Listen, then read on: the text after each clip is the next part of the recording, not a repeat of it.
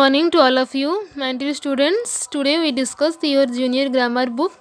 my dear students, आज आपका topic, आपका एक न्यू चैप्टर आज हम स्टार्ट करेंगे. आपका चैप्टर नेम है सेंटेंस. ओके, तो लेट अस सी.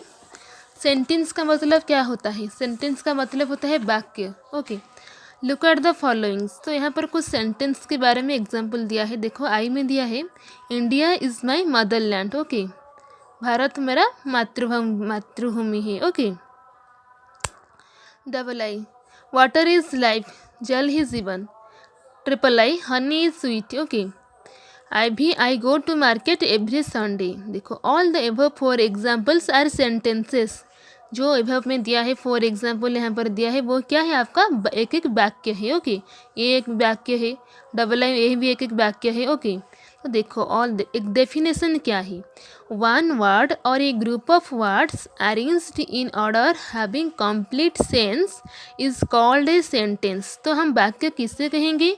अगर एक शब्द या फिर कई सारे शब्द एक ही क्रम में क्या होगा, सजाकर हम लिखेंगे और उसका क्या होगा, कंप्लीट सेंस, यानी कि उसका कोई अर्थ निकलता होगा, तो उसको हम क्या कहेंगे? उसको हम वाक्य कहेंगे. ओके, तो देखो, रिमेंबर, हमको क्या याद करना है? देखो, याद रखना है. आई में a sentence has one word और मोर देन वन वर्ड्स. एक वाक्य में क्या होगा? एक शब्द हो सकेगा या फिर कई सारे शब्द होगा. Double I, all the words are arranged properly. तो जितने भी शब्द होंगे वो एक क्रम में सजाकर लिखे जाएंगे.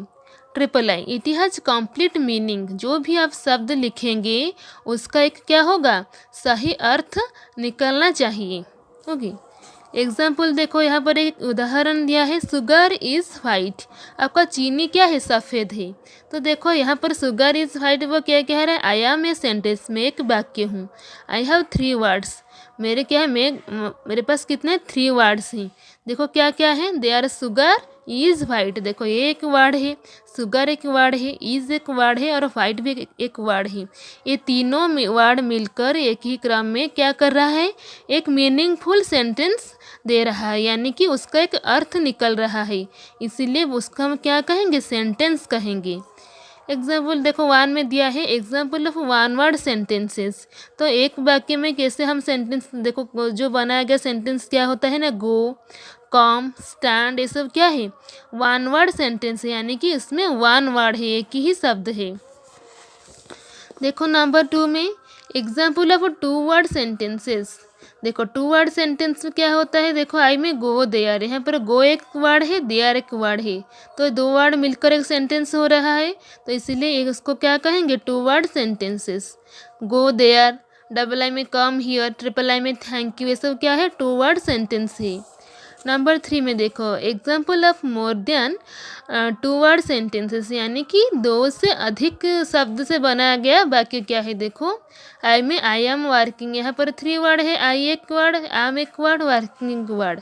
Double I, the farmer is going to his field. देखो, यहाँ पर कितने वर्ड हैं? 1 2 3 4 5 6 7 वर्ड हैं. ओके, डबल आई देखो, द टीचर इज टीचिंग, यहाँ पर 1 2 3 4 वर्ड है. ओके, तो इसको क्या कहेंगे? More than two word sentences कहेंगे. ओके, तो देखो, टाइप्स ऑफ सेंटेंसेस, यानी कि जो वाक्य है उसका कितने प्रकार भेद के बारे में जानेंगे. तो आपका नंबर 1 में जो है उसको कहेंगे हम अफर्मेटिव या फिर पॉजिटिव सेंटेंस. तो अफर्मेटिव का मतलब क्या होता है? समर्थात्मक वाक्य. तो क्या है एग्जाम्पल? देखो, I eat mango, they will play cricket, triple I, cow is domestic animal, I V, dog is a faithful animal. ये क्या है? एक सिंपल वाक्य है, जिसमें समर्थात्मक वाक्य उसको कहेंगे.